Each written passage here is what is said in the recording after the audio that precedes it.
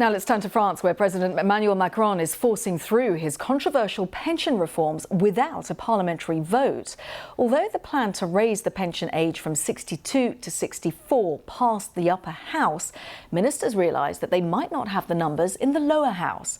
So it fell to the Prime Minister, Élisabeth Borne, to break the news. Et donc, la parole est à Madame la Première ministre.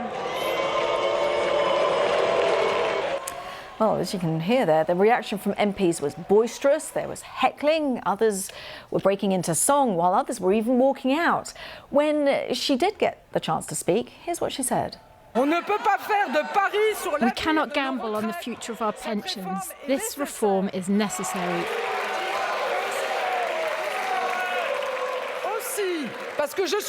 Also, because I'm attached to our social model and because I believe in parliamentary democracy, it is on your reform, on the Parliament's text, the fruit of a compromise between the two chambers, that I am ready to engage my responsibility. Now, by engaging her responsibility, what France's Prime Minister is saying is using special constitutional powers. And this may be the least bad option for the government, but it is risky. Paragraph 3 of Article 49 has been enshrined in the Constitution since its inception in 1958. It allows the Prime Minister to force a bill through after deliberation by the Council of Ministers. But opposition politicians will call for a vote of no confidence in the government in the next 24 hours. Both sides of the political spectrum have expressed their anger. The far-right politician Marine Le Pen said opposition deputies would file a motion of no confidence in the government. It's a question of preventing the expression of the will of the French people through their elected representatives.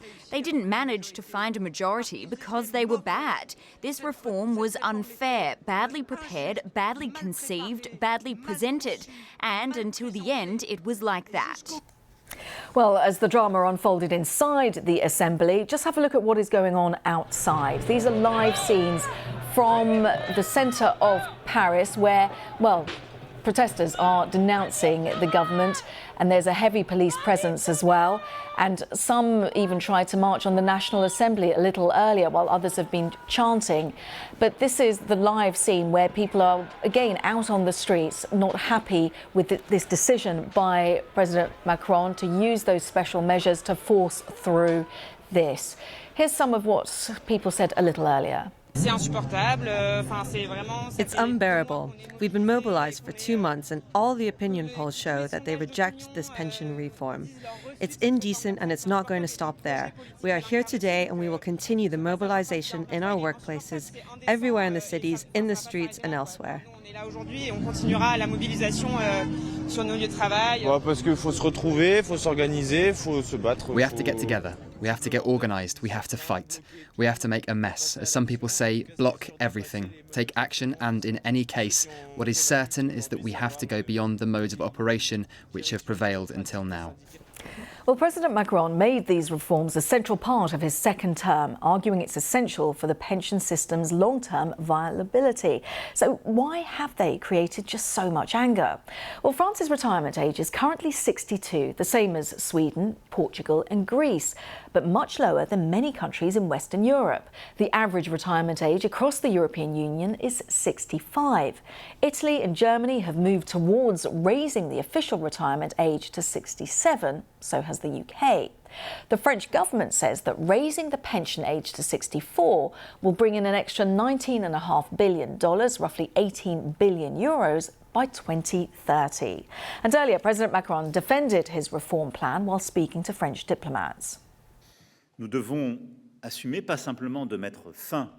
We must assume not simply to put an end to decades of decline and weakening, which we ourselves have done, but to give ourselves the ability to re-engage necessary capabilities, to be able to deploy new skills, and basically, at a time when war has returned to European soil, to give ourselves the means to serve our interests, to defend our priorities and our influence.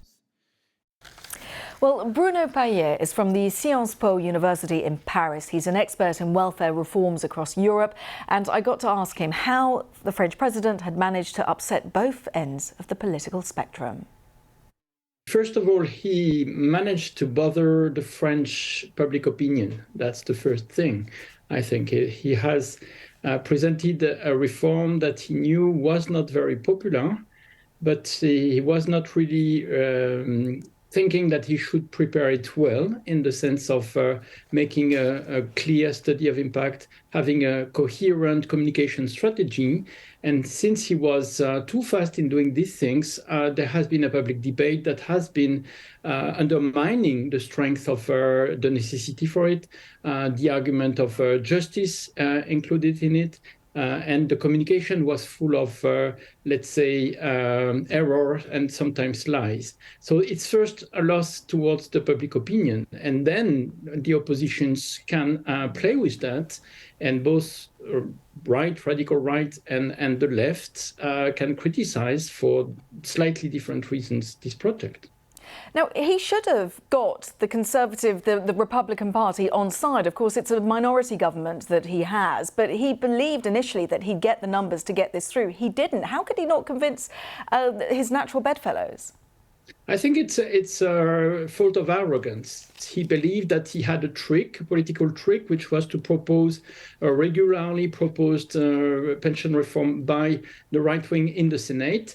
And he thought that just by doing that, he would trap the right. But the right took advantage of that to increase their demand and in a way to blackmail the government, so that the demand from the right was increasing and increasing, and he had to yield some stuff. But the right, actually, the center right is divided, and the division made them asking for more and more, and he was trapped in his trick.